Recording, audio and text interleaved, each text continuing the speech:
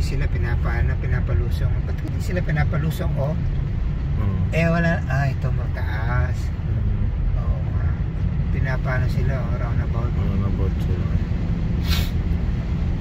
Baka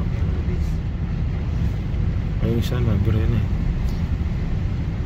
Oo. Nasampulan na eh.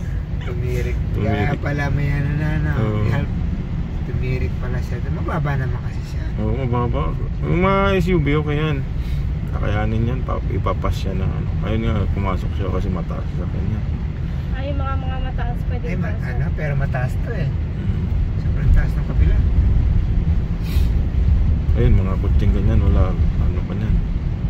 Grabe nga. Pati din sa dadaanan natin yata mataas. This is SeaWorld.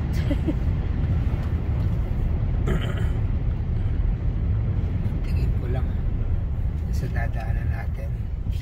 Malamang.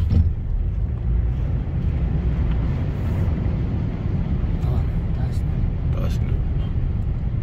Delikado yung kotse na yun. Dito sa sakanan. Tumirik na yata. Tumirik na nga. Parang di na umusad.